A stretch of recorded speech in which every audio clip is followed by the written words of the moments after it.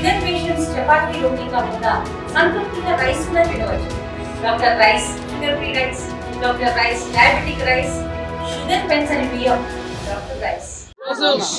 నేలకొండపల్లి మండలంలో అప్పల నరసింహాపురం గ్రామంలో మనం అనిత చౌదరి అని తెలంగాణ జాగృతి కేసీఆర్ గారి అభిమాని టీఆర్ఎస్ పార్టీ నాయకురాలు, చాలా సీనియర్ నాయకురాలు, వారి తండ్రి నరసింహారావు గారు స్వర్గస్థులైన వారి కుటుంబాన్ని పరామర్శించడానికి ఇక్కడికి రావడం జరిగింది. గ్రామం అంతా కూడా మనం తరలి రావడం చూసినాం. మన కుటుంబం పట్ల ఉన్నటువంటి ప్రేమను గ్రామస్తులందరూ కూడా చూపించడం, కలిసిన వాళ్ళందరూ కూడా మరి కేసీఆర్ గారి గురించి మాట్లాడడం, కేసీఆర్ గారిని గుర్తు చేసుకోవడం చూస్తూ ఉన్నాం. మరి ఇప్పుడు ఉన్నటువంటి పరిపాలనను చూస్తే ప్రతి ఒక్కరికి కూడా మళ్ళీ కేసీఆర్ గారు గుర్తొస్తున్నారని ఈ గ్రామంలో మనందరూ కూడా కళ్ళకట్టినట్టుగా కనబడుతున్నటువంటి సందర్భం.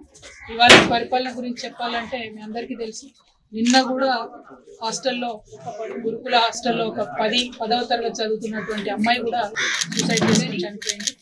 దాదాపుగా 95వ బిడ్డ చనిపోవడం పదే చెప్తూ ఉన్నాం మనం. కనీసం కేసీఆర్ గారు పెట్టినటువంటి గురుకులాలను కూడా చూసుకోలేనటువంటి నిస్సహాయ స్థితిలో ఈ ప్రభుత్వం ఉండడం కూడా దారుణం. మహిళలకు భద్రత కానీ, రక్షణ కానీ, ఆఖరికి చిన్నపిల్లలకు కూడా రక్షణ లేనటువంటి పరిస్థితి కనిపిస్తూ ఉంది. ప్రజలందరూ కూడా కేసీఆర్ గారిని కలుసుకోవడం, నిజంగా ఈ గ్రామస్తులందరూ కూడా కలుసుకోవడం సంతోషంగా ఉంది. మరి పరిపాలన ఇట్లా కాకుండా, ఇంత అరాచకంగా కాకుండా మానవీయ కోణంలో జరగాలని చెప్పి ప్రభుత్వానికి సూచన చేస్తా ఉన్నాం. Thank you.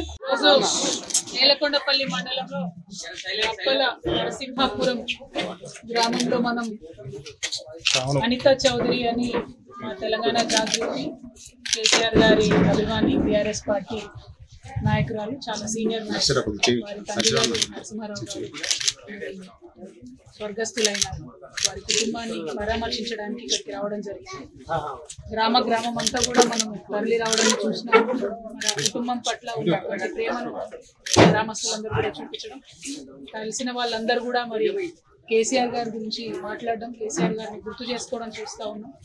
మరి ఇప్పుడు ఉన్నటువంటి పరిపాలనను చూస్తే ప్రతి ఒక్కరికి కూడా మళ్ళీ కేసీఆర్ గారు గుర్తొస్తున్నారని ఈ గ్రామంలో మనందరూ కూడా కళ్ళకట్టినట్టుగా కనబడుతున్నటువంటి సందర్భం.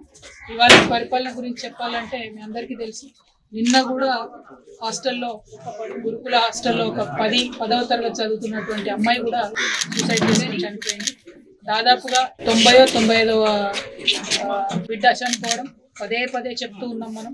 కనీసం కేసీఆర్ గారు పెట్టినటువంటి గురుకులాలను కూడా చూసుకోలేనటువంటి నిస్సహాయ స్థితిలో ఈ ప్రభుత్వం ఉండడం కూడా దారుణం. మహిళలకు భద్రత కానీ, రక్షణ కానీ, ఆఖరికి చిన్నపిల్లలకు కూడా రక్షణ లేనటువంటి పరిస్థితి కనిపిస్తూ ఉంది.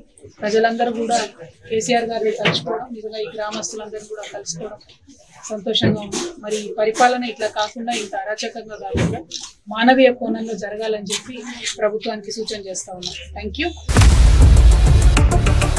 ఇండియా పాకిస్తాన్ తాజా అప్డేట్స్ కోసం డౌన్లోడ్ చేసుకోండి RTV లైవ్ యాప్.